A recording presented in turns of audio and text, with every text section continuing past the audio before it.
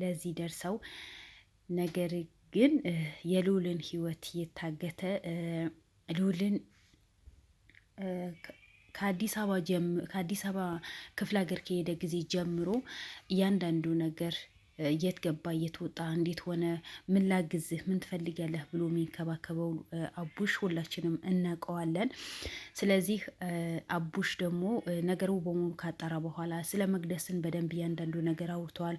ስለ ባለቤቷ አውርተዋል። አቡሽ የልዑል ጠባቂ ነበር። አቡሽ ልዑልን ቁጭ ብሎ ይከታተሉ ነበር። አቡሽ ልዑልን እንዲጠብቅ መቅደስ ነው የቀጠረችው የነበረው። ከዛ በኋላ ልዑል የት ሄደ፣ የት ጠፋ፣ ምን የተፈጠረ ነገር አለ ብሎ ሲጠይቅ ጊዜ ምን አገባህ፣ ማነህ ብላ ብዙ ነገር ስራ እንዳይሰራ ሰፈር ላይ ገብቶ እንዳይወጣ ሰዎች አስቀምጣ ስራ እንዳይሰራ ያድርገው ነበረ። መከራ ስቃይ ያሳይተው ነበረ። ግን እሱ ይሄ ነገር አድርጋለች ብሎ የተወለደበት ያደገበት ሀገርም ስለሆነ ምንም ሳይመስለው ልዑልን በመፈለግ ላይ ነበረ። ስልኳ አይሰራልኝም፣ ለምንድን ነው ለምንድነው ስልኩ ማይሰራው? እንደዚህ አይነት ሞተር ይዞ ሂዶ ነበረ። ስለዚህ ለሱ ብራስ ይዞ ነው ሄደው። ነገር ግን ልጁ ምን ሆኖ ነው? ጠብቅ ስላልሽኝ ነው ስልክ ምደውለው ሲላት፣ እሷ በተደጋጋሚ በዚህ ስልክ ከደወልክ ካሁን በኋላ ህይወት ይጠፋል እንደዚህ ትላለህ ብላ ብዙ ነገር ተናግረው ነበር። እሱን ግን ይሄን አላገተውም። ከማን ነው የሄደችው? ከቤቷ ከማን ወጣች? እዛ ቀን የታደረች ብሎ ክትትል አድርጎባት ነበር። ክትትል ሲያደርግበትም እሷ እዛ ቀን ከልዑል ሹፌር ጋር አብራ እንደሄደች ከአንድ ሁለትም ቤት እንዳላደረች ነው የተነገረው ነበረው። ያ ነገር ደግሞ ምንም ሳይደብቅ ለሚኪ ነግሮት ነበረ። ሚኪም ደግሞ በጣም ለሰፈሩ አዲስ ስለሆነ ከየት ገብተው ከየት እንደሚወጡ ሰውን እንዴት እንደሚያገኙ ማንን የት እንዳለ ምን እንደሆነ ስለ መቅደስ ያንዳንዱ ነገር የረዳቸው አቡሽ ነበረ። ከአቡሽ ቀጥሎ ደግሞ ፍቅረኛው ነበረች። ያው በተለያዩትን ደግሞ በመቅደስ ምክንያት እንደሆነ ተናግረዋል። እሷ ናት አብረው እንዳይኖሩ ያደረገቻቸው። ያው ጠላት ከሩቅ አይመጣም እኮ የገዛ ጎረቤት ነው። ለምን ከሱ ጋር ሆንሽ? ያኔ የድሃ ልጅ ነው፣ የቀን ስራ ነው የሚሰራው። ምን ሊያደርግልሽ፣ ምን እንዲጠቅምሽ ነው ከሱ ጋር ጓደኝነት የመሰረሽው ብላ ነው ከሱ ጋር እንዲለያዩ ያደረገች የነበረው። እነሱ ግን ይዋደዳሉ። የሚዋደድ ሰው እኮ ቢለያይም አይለያይም። ለምን ከልባቸው ነው የሚዋደዱት፣ ከልባቸው ነው የተፋቀሩት። እሷም ታፈቅረዋለች፣ እሱም ያፈቅራታል። ነገር ግን እሷ ናት መቅደስ ናት እንዳይገናኙ አንድ ላይ እንዳይሆኑ ትዳር ውስጥ እንዳይገቡ ያደረገች። ማንኛውም ሰው እኮ እኛ ስንወለድ ራቆታችን የተወለድ ነው አይደል እንዴ? ራቆታችን ሁንድን የወጣ ነው። ስለዚህ ንብረት ይሄዳል ይመጣል። ሁሌ ብር ከኛ ጋር አይኖርም። ያው ትላንት ለብር ብላ ባለቤቷ እንዲያብድ እንዲሸት በልብሱ ላይ እንዲሸና ሰው እንዳይቀርበው አይምሮን እንዲረበሽ ከማንም ሰው ጋር እንዳይኖር አድርገው ነበር። ምን ብር ፈልጋ። ያ ብር ግን ዛሬ እያንዳንዱ ነገር በዘለቀ አካውንት እንዲገባ ተደረገ። እያንዳንዱ ንብረት ወደ ዘለቀ ስም ላይ እንዲዘዋወር ተደርገዋል። ብር እንደዛ ነው። አንዴ ያስደስታቸዋል፣ አንዴ ይሄዳል። ያን ደግሞ የሚያስደስታችሁ በአግባቡ ሰውን ሳትበድሉ የሰውን እንባ ሳይኖርባችሁ የሰው ሀቅ 5 ሳንቲም ሳይኖርባችሁ በላባችሁ ደክማችሁ ከፈጣሪያችሁ ጋር ሳትጣሉ ከፈጣሪያችሁ ጋር ሳትርቁ እናት አባታችሁ ሳታስከፉ ምሰሩት ብር ነው ለእናንተ በረካ ሆኖ ሁሌ ደስተኛ የምትሆን። ግን የሰው ብር የሰው ነው። ዛሬ በሰው ነጥቃችሁ ደስተኛ ብትሆኑ ነገ ታለቅሱበታላችሁ። ዛሬ በሰው ብር እንደፈለጋችሁ ብትዝናኑ ነገ ከለ ልጆቻችሁ ሜዳ ላይ ነው የምትወድቁት። ሀብት ባላችሁ ሰዓት አትኩሩ። ሀብት ባላችሁ ሰው አትነቁ። ሀብት ባላችሁ ሰዓት ሰራተኛ ትቀጥራላችሁ። ሰራተኛና ታስለቅሱ። እኔ ይሄ ነው ብዬ አልናገርም፣ ምክንያቱም ብዙ ሰው ሊቃወመኝ ስለምችል። አንዳንድ ሰው ሀብታም ሲሆን ጊዜ ሰራተኛ ልክ እንደ እግሩ ጫማ እንኳን የማያዩ ብዙ ሴቶች አሉ፣ ብዙ ወንዶችም አሉ። ልክ እንደ እግራቸው ጫማ የእግራቸውን ጫማ እንደሚንከባከቡ የሰራተኛቸው ማለት የእግራቸው ጫማ እኮ ነግርጠዋለን አይደል? ያ የእግራቸው ጫማ ክብር እንደሚሰጡት የሰራተኛ ክብር ማይሰጡ ሰዎች አሉ። ግን ያ ሁሉ ንብረታቸው ወድመው ድሃ ሁነው በዛኔ ድሃ ሲሆኑ ጊዜ እንዶ በሽታ አላህ ከየት አምጥቶ እንደሚጥልባቸው አላውቅም። ከባባድ በሽታ ይይዛቸዋል። በዛ ሰዓት ግን ያዙኝ ልቀቁኝ ይላሉ። ትላንት ነበር ማሰብ የነበረባቸው። ትላንት በብራችሁ እንደፈለጋችሁ ስትጨፍሩ፣ ትላንት የቤታችሁ ሰራተኛ የተረፈ እንጀራ እንድትበለ ስታረጉት፣ የደረቀ እንጀራ እንድትበለ ስታረጉት፣ ድስት ጠርገሽ ቢ ስትሉት፣ ሰው ሁሉ ሰው ነው። ማናችንም በ9 ወር እኩል ነው የተወለድ ነው። ሰው ማክበር ባለብን እኩል ማክበር አለብን እንጂ ሰው ማምለክ አግባብ አይደለም። ሰው መበደል አግባብ አይደለም። ብር መጣልኝ ብላችሁ ከእናንተ በታች ያለ ሰው ሁሌ እንደ ጫማችሁ ልትረግጡት አትፈልጉ። ጥሩ አይደለም። ጊዜ ተገለባባጭ ነው። ጊዜ ይገለባበጣል። ደግሞ አይምራችሁ በሙሉ በብር አትሳሉት። ህሊናችሁ በሙሉ በብር አትሳሉት። ብር ይሄዳል ይመጣል። እኛ ስንኖሩ እኮ ነው ብር የሚኖረው። አንዳንዴ እስኪ ብዙ ሰው ይሮጣል፣ ብር ያገኛል። ብር ካገኘ በኋላ በዛ በመጣው ብር ልክ በሽታ ይዞብን ነው የሚመጣው። ድሮ ድህነቴ ብሎ ብዙ ሰው የሚመኝ ሰው አለ። ይሄ ነገር ስናገር ወይ ብዙዎቻችሁ አዎ ልትሉ ትችላላችሁ።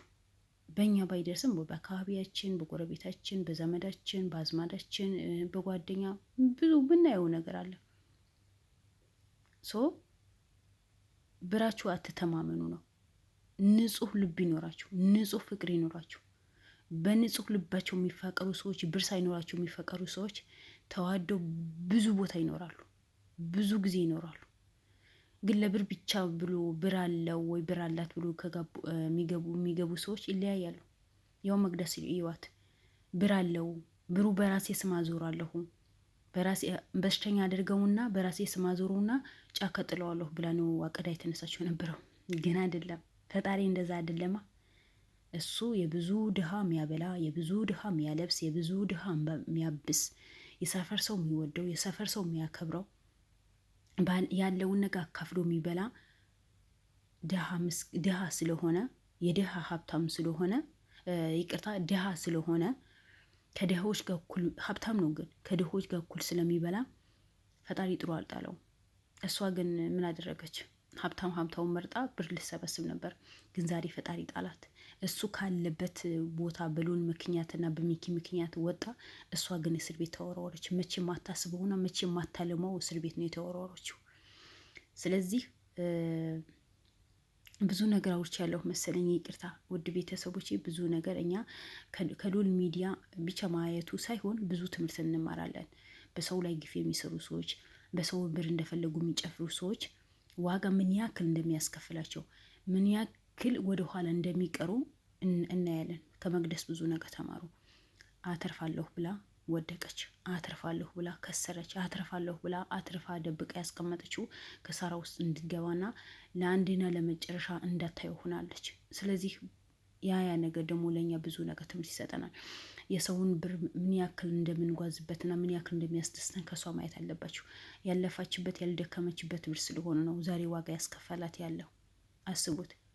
ብዙ ነገር አታለች፣ ልጆቿ አታለች፣ ባልዋ አታለች፣ ንብረቷ አታለች። ያለ ምንድን ነው? ፈጣሪዋን አታላ፣ ሰውን አስነቅሳ፣ ሰውን በድላ።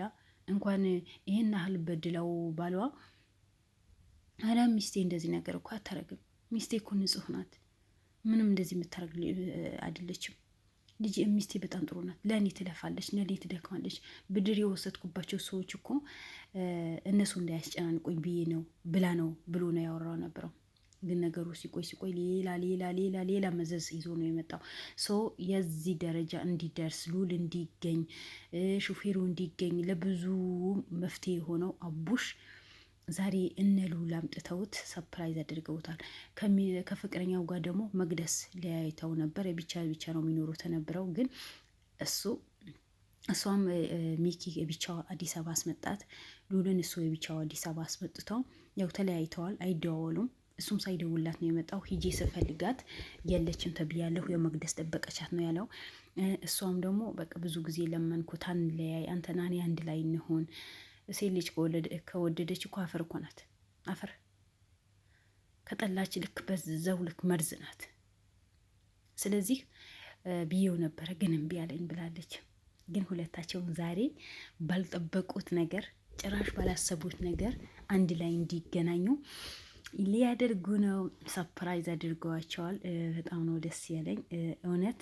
ሉልና ሚኪ በጣም ትልቅ ነገር ነው የሰራችው። እናንተ ሁሌ ተደስታችሁ ኖሩ፣ ሁሌ ደስተኛ ሆኖ የሰውን አክብራችሁ፣ ሰውን ወዳችሁ፣ ሰውን ሳትለዩ የምትሰሩ ስራ በሙሉ ፈጣሪ ይቀበዳችሁ፣ ፈጣሪ ያክብራችሁ። ወላሂ እኔ በጣም ነው ደስ ያለኝ። እኔ ከሉል ብዙ ነገር ተምሬያለሁ። ሉል ሃይማኖት አይለይ፣ ዘር አይለይ፣ ዘመድ አይለይ፣ ጎረቤት ነው አይል፣ አላቃቸው አይል። ማንኛውም ሰው ተበደለ ከተባለ ራሱን አሳልፎ የሚሰጥ ልጅ ነው። እኔ ከልዑል ብዙ ነገር ተማሩ ምላችሁ ለዛ እኮ ነው። በቃ እሱ ይሄ ሀብታም ነው ብሎ አይሰግድም ወይ ይሄ ሀብታም ነው ብሎ አይፈራውም። ይሄ ድሃ ነው ብሎ ወደዛ ሂድ ብሎ ምንም ፊት አይነሳውም። ሁሉም ሰው እኩል ነው፣ በቃ ሰው ነው ብሎ በአንድ ልቡ በአንድ አይምሮውን ያስተናግዳቸዋል። የእሱም ተከታዮች በሆኑ እንደዛ ናቸው። ክሮሞችን የነስራይን ክሮሞችን በሆኑ ልክ እንደሱ ነው። በቃ ሰው በመሆኑ ብቻ ነው የሚረዱት። ግን አንዳንድ ሰዎች አሉ የሆነ ነገር የሚችሉ ከሆነ የሆነ ነገር ማድረግ የሚችሉ ከሆነ ይሄ እኔ ጎሳ ነው እንዴ? ይሄ የእኛ ሰፈር ነው እንዴ? ይሄ የእኔ ዘመድ አይደለም። ልዑል ጭራሽ ማያውቃቸው ምንነታቸው ከየት ይምጡ ከየት ምን ናቸው የማያውቃቸው ሰዎች እኮ ናቸው የሚረዳቸው። ስለዚህ እኔ ከልዑል ብዙ ጊዜ ትምህርት ተማሩ። ትምህርት ከልዑል እንውሰድ የምላችሁ ለዛ እኮ ነው። አሁን ቢሆን ሁላችንም ከልዑል ብዙ ነገር እንደምንማር እርግጠኛ ነኝ።